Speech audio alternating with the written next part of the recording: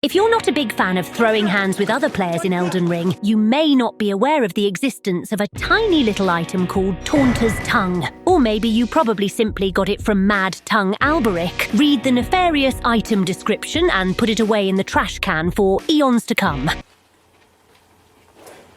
Okay. If you fall into this category of human being, let me explain to you how this thing actually works, and why it completely ruins multiplayer.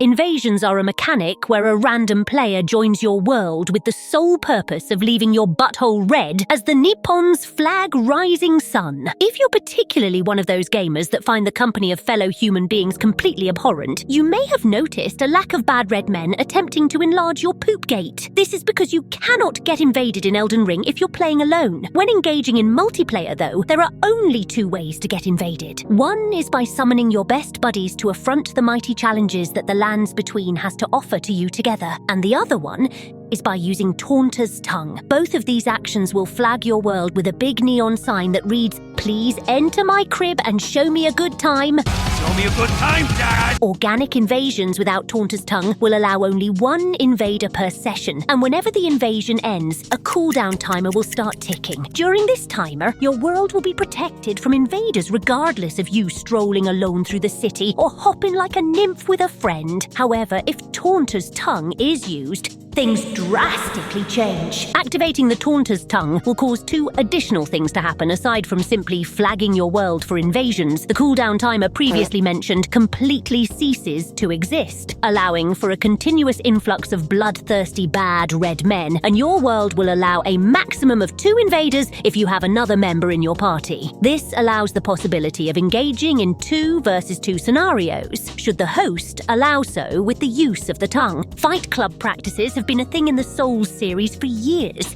with places like the Iron Keep Bridge in Dark Souls 2 and an Orlando in Dark Souls 3 being the most prime examples of this activity, possible thanks to the use of dried finger item, which allowed for seamless invasions and a larger player pool. However, unlike those games, Elden Ring allows for a much more disgusting activity. Yes! Controlled only by the host of the world. Unlike the dried fingers in previous entries, hosts can deactivate the Taunter's Tongue at will and at any point during their gameplay, including when an invader is already present in their world.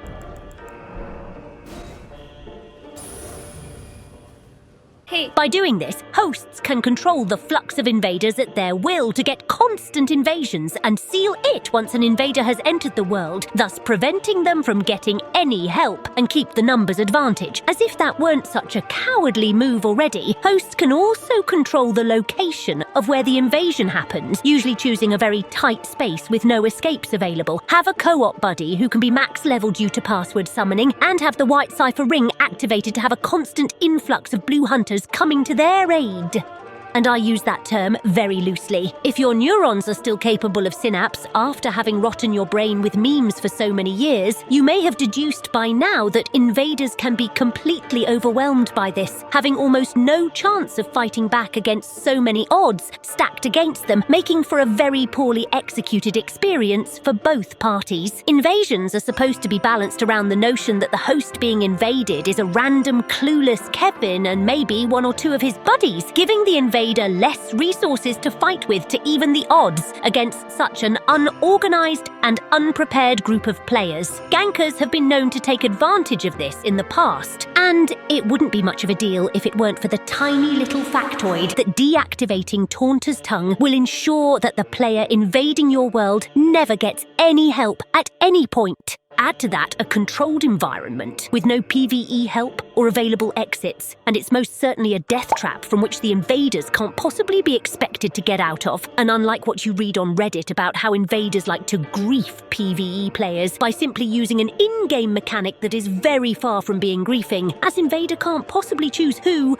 nor where to exactly invade, and even then they will always have the numeric disadvantage. Camping invaders with a deactivated Taunter's Tongue to willingly give yourself a as many advantages as possible definitely accounts for griefing. There is no better example of this than one of Stilovski's recent videos, which has been peeking in the background by now. In this video, we can see Steve of Sky, fan of aviation, invading 2 players in a very cramped space in the dark light catacombs, with one end of the room leading to the fog wall in case the host needs to escape, and the other end leading to an elevator with a very long ride. The host had a co-op buddy who was max level, nearly one-shotting Steel with 1 Ash of War, and had blue summons on for even more aid in battle. Stilovski invaded these guys again and again and again and again and again and again, dying to them over 20 times as he claims. However, at one point, the host seemingly forgot to deactivate the Taunter's tongue, allowing for 1 extra invader to enter the match and allowing Steel to breathe a bit. And do you know how that turned out?